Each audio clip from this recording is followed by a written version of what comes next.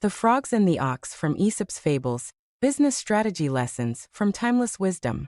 Aesop, the enigmatic figure behind timeless tales, whose very existence is as captivating as the fables he's credited with. Imagine a storyteller from ancient Greece, around 620 to 564 BCE, weaving narratives that would echo through millennia, shaping morality and wit across cultures.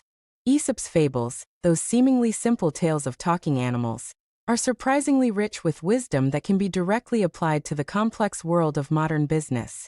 They offer timeless insights into human nature, strategy, leadership, and ethics, often in a more memorable and impactful way than a dry business textbook. The Frogs and the Ox from Aesop's Fables. An ox came down to a reedy pool to drink. As he splashed heavily into the water, he crushed a young frog into the mud. The old frog soon missed the little one and asked his brothers and sisters what had become of him. "A great big monster," said one of them, "stepped on little brother with one of his huge feet." "Big, was he?" said the old frog, puffing herself up. "Was he as big as this?" "Oh, much bigger," they cried. The frog puffed up still more. "He could not have been bigger than this," she said. But the little frogs all declared that the monster was much bigger, and the old frog kept puffing herself out more and more until, all at once, she burst. Business strategy lessons from this fable. The Frogs and the Ox from Aesop's Fables provides timeless wisdom, and from a business perspective, it offers clear lessons on strategy, competition, ego, and sustainability. Know your competitive limits. Lesson: the old frog tried to match the size of the ox without understanding her own limitations and burst. Strategy: focus on competitive differentiation, not imitation. Trying to match a much larger competitor in every aspect, e.g., pricing, scale, product range, without the necessary resources can lead to burnout or business failure. Instead, leverage your unique strengths.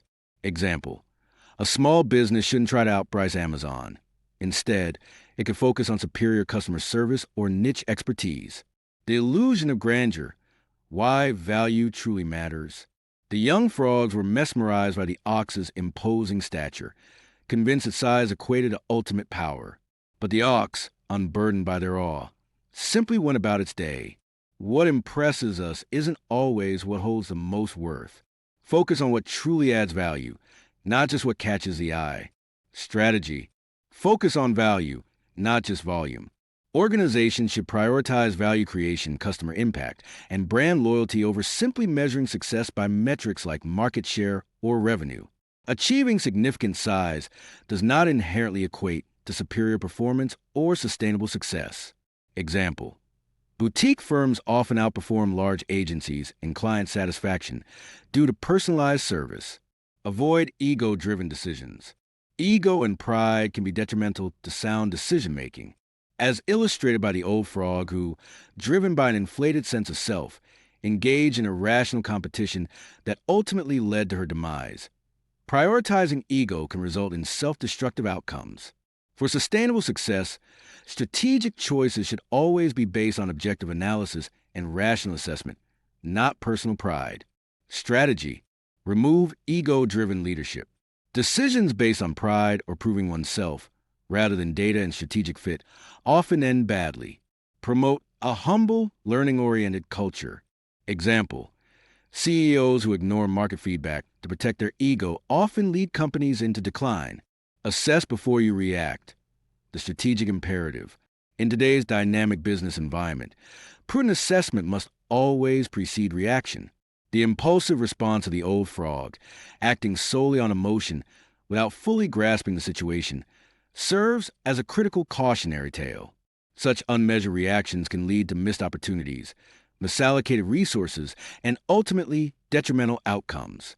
Strategy: before responding to competition or changes in the market, conduct a clear assessment. Overreaction without analysis can drain resources or damage your position. Example: a brand that rushes to copy a competitor's trend may compromise its core brand identity. Play to your market, not theirs. Successful strategy hinges on understanding and leveraging your unique strengths within your specific market. The frog's misguided attempt to measure themselves against the ox, using criteria entirely unsuited to their own nature and needs, serves as a powerful cautionary tale. Instead of trying to mimic competitors or conform to external benchmarks that don't align with your core capabilities, focus on differentiating yourself where you can genuinely excel. Define success on your own terms, based on your inherent value proposition and the genuine needs of your target audience. This strategic clarity allows you to carve out a sustainable competitive advantage, rather than engaging in unwinnable battles on someone else's turf. Strategy: own your audience, don't chase theirs.